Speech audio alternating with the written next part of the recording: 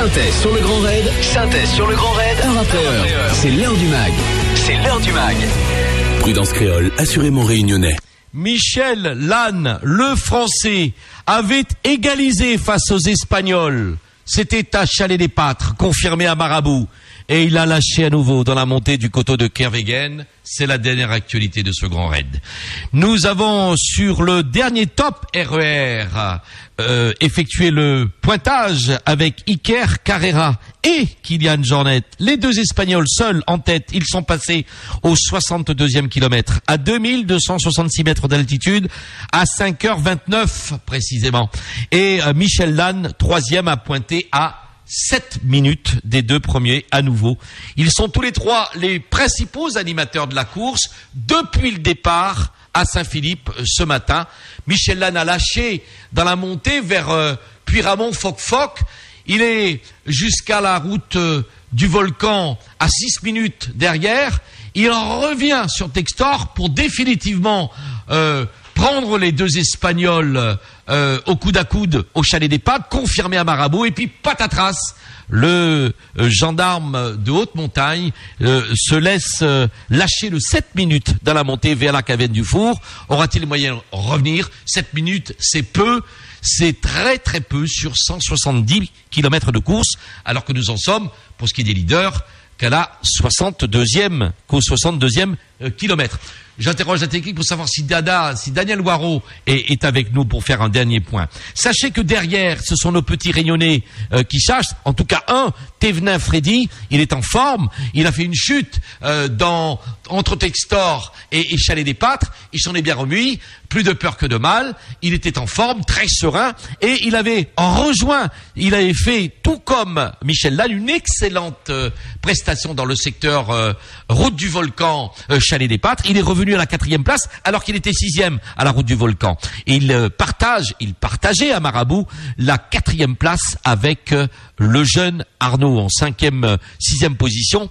Pascal Giguet, animateur de cette course depuis le départ hier soir. 7e, Dijou Brice. 8e, Diopas Franck. 9e, Trivel Lionel. Et 10e, Guillon Antoine. C'était le dernier classement à Marabout. Et précisément, en direct dans ce mag, nous allons partir du côté des coteaux de Kervegen pour savoir avec Daniel Waro si les 4e sont passés. Coteau Kervegen, Daniel?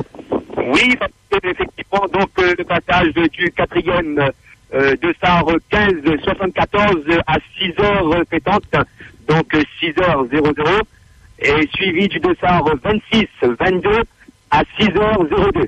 Merci, c'est les deux derniers passages en direct dans ce 8e mag du Grand Raid, de la 8e heure, bien sûr, et le 1574, c'est bien évidemment notre petit coq l'espèce, Freddy Thévenin, 4e, toujours à 6h.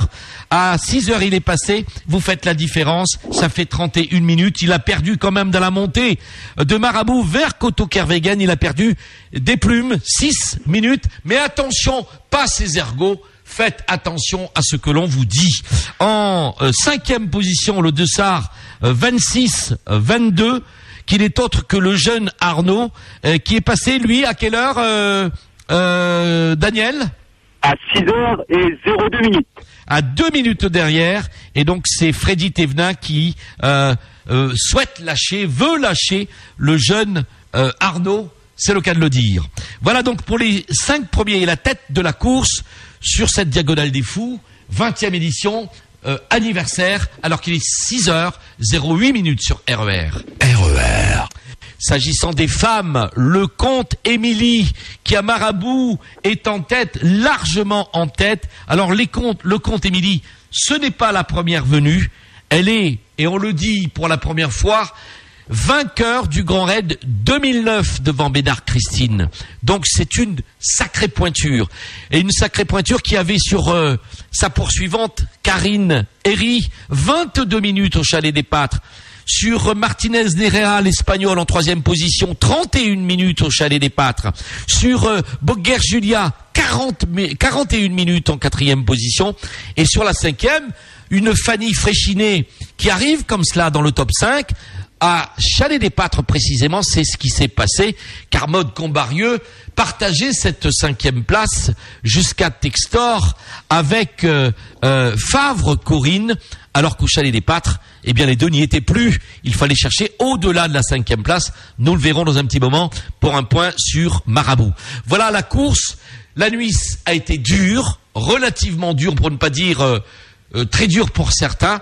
En tout cas, il y a eu des très grosses averses sur certains secteurs du volcan, entre autres l'oratoire de Sainte-Thérèse où notre ami Jean-Marc n'a pas pu y accéder, tant l'averse était rude, mais une nuit qui s'est relativement bien passée, puisque on n'a pas à noter de conséquences d'abandon, sauf bien sûr celui qui a résonné comme un coup de tonnerre dans la nuit. Il était aux alentours d'1h du matin, cet abandon du grand Richard Techer qui lui souffrait d'une mauvaise suite de grippe. Il ne s'en était pas remis et il a dû, avant d'attaquer la forêt qui mène vers la montée sur Foc-Foc, il a dû arrêter et abandonner. Voilà pour le fait marquant de la nuit, si ce n'est aussi l'accordéon joué par Michel Lannes, et la belle prestation de notre coq l'espèce qui est en forme et qui joue sa course d'attente. Il a devant lui Michel Lannes. Pourra-t-il aller le chercher? Je mise plus d'1 euro sur cette éventualité. Par contre, s'agissant des Espagnols, saurons-nous égaliser? Alors là, c'est une autre paire de manches et là, je miserai pas un demi-copec. Nous terminons ce mag de la 8e heure de ce grand raid par la météo. Elle est toute fraîche. Elle vaut pour le top horaire de 6h à midi. Et c'est notre grand maître, Jacques Écormier, qui nous la livre. Alors sur le parcours en général, le ciel sera nuageux. Les pluies vont devenir moins fréquentes sur Marabout, Kervegen. Et l'amération se dessine dès le début de la matinée. La température devrait varier entre 6 et 16 degrés Celsius.